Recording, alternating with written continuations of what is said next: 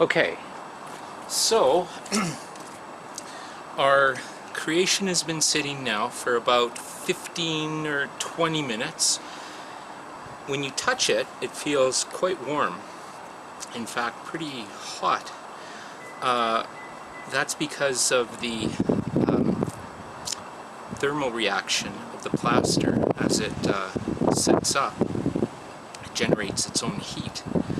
At this point, the plaster is firm enough that we can safely remove all of the binding materials without disturbing the plaster. So we'll just go ahead and do that. Remove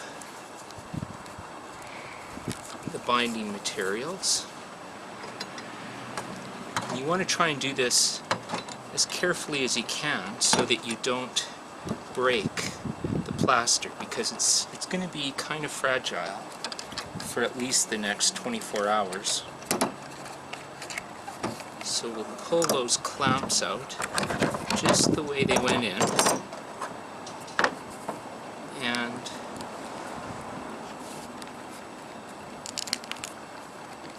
if you can, grab those caps and pull those out. Anything else that you put in there.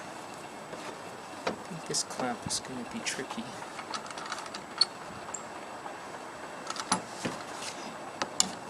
Just loosen it off, and then very gently work it out of there.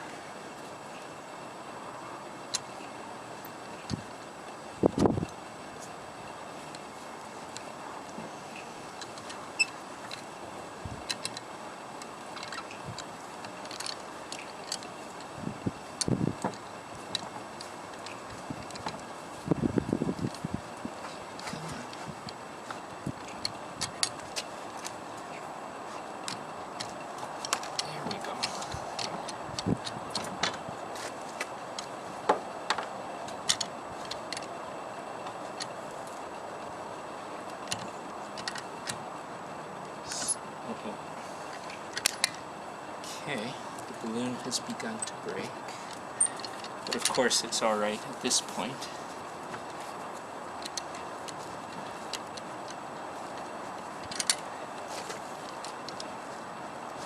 Okay,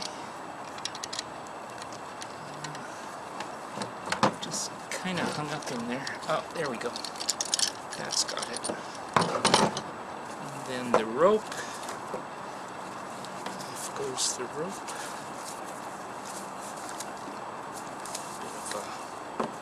Not on that side.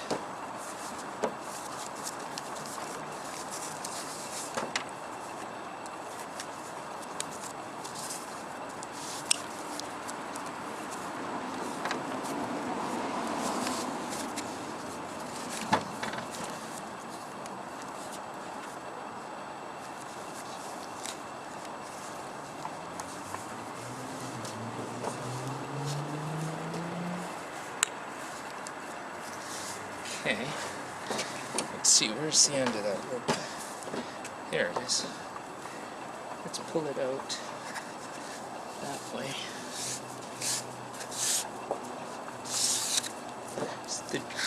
The thing is that you want to put the least amount of sideways force on your plaster as possible.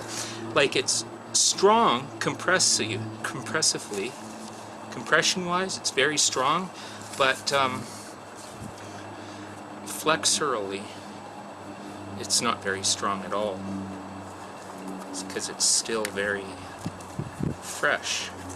Green, they call it, when it's fresh like this.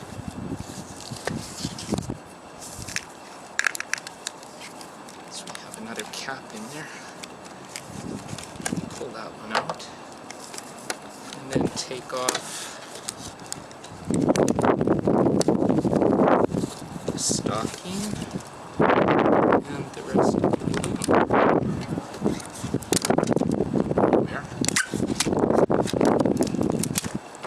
There we go. So on this side, the side that was up, bubbles rose to the surface and created a surface that's a little bit on the rough side. But on the other side, the side that was down, it looks very smooth and quite nice. And that's what it looks like all the way around, with two holes running through it, one right there and then one up there. And that's where those clamps went all the way together and squeezed out all the plaster. And you can see where the larger lid had been placed, right like that on that side. This mark here is where this clamp went, and in there like that. And then that texture there we created when we pushed this object underneath the rope, and it made these little indentations that are kind of cool. Might decide to carve them out of there or maybe leave them. They're sort of neat. The idea now is to orient your sculpture in such a way that you bring out the most exciting aspects of it. So what I think sometimes you need to do is get down at eye level with it and then just turn it around, put it on a different point. Ooh, I like that. Oftentimes these forms look most dynamic when they're touching the support, the surface, at the smallest point. And you can sometimes find how it's going to sit the nicest just by letting it balance. And so when you find that spot that's most dynamic and well balanced, then what you want to do is take a pencil and mark along the table all the way around. Let's see if I have a pencil here. No, I don't.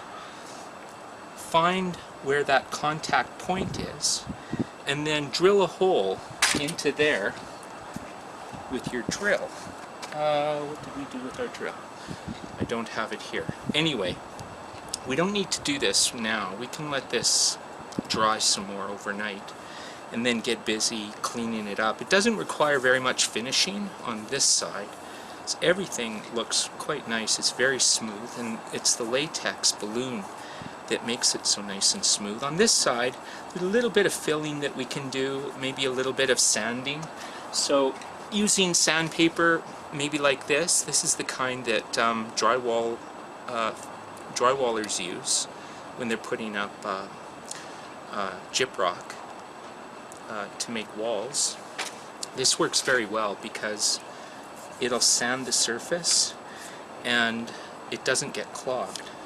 Okay, you can get this in I think rougher and finer grits, and you want some grits that are on the fine side.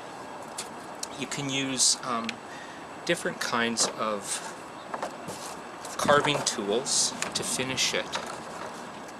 All of your basic carving tools. A cross-cut saw like that works well for, like, if you want to cut the whole thing in half or something. Sureforms, this one's a little on the rusty side. Sureforms work really well for making flat sides, carving into the plaster to make one side flat. Other carving tools like this is another type of forming tool that's meant for taking off small amounts. But you can use, plaster is such a soft material that you can even use things like spoons and knives when it's at this stage. You know, it's very easy to scrape the plaster off and to finish it. But like I said, it doesn't require very much finishing. At a certain point after a day or two, the plaster will have hardened enough that you can begin painting it. And what you want to do is use acrylic paint for that. You don't need to seal the surface or anything like that. As long as it's clean and free of dust, you're good to go. So you put on your acrylic paint, but you could, if you wanted, put a layer of gesso on.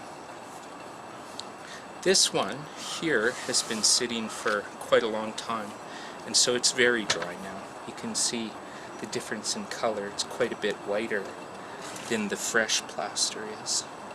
And with this one, we drilled a hole in the bottom to put a threaded rod in, and the threaded rod would be fit in there with PL400 or some other kind of construction adhesive. PL400 is really good stuff because it's meant to build houses with, to hold the subfloor down. So it's super strong and it lasts a really long time. So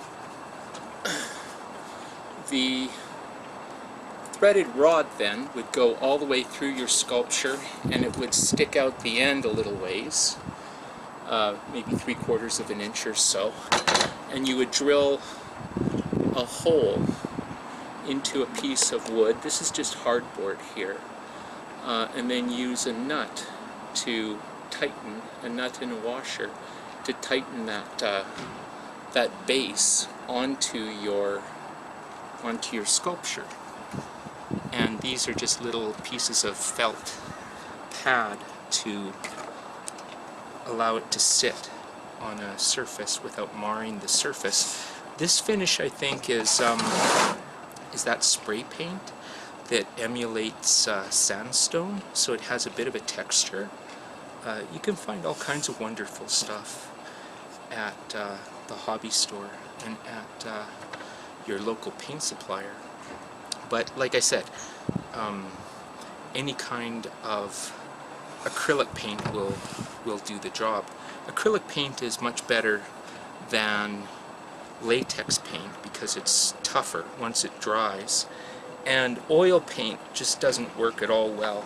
So stay away from oil. The problem is that this is all wet, right? It's very much filled with water.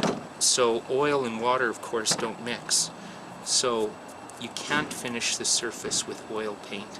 Once it gets to this point, though, when it's super dry and there's hardly any water in there anymore, then you can begin using stuff like oil-based paints. It's good, though, if you're going to use an oil-based paint to seal the surface with some gesso. Or another good material to use is shoe polish. Shoe polish, when it's really dry like this, sticks nicely, and it really brings out the surface and gives it a lovely finish. So that's the part where you get to be creative and experiment. Okay, that's it.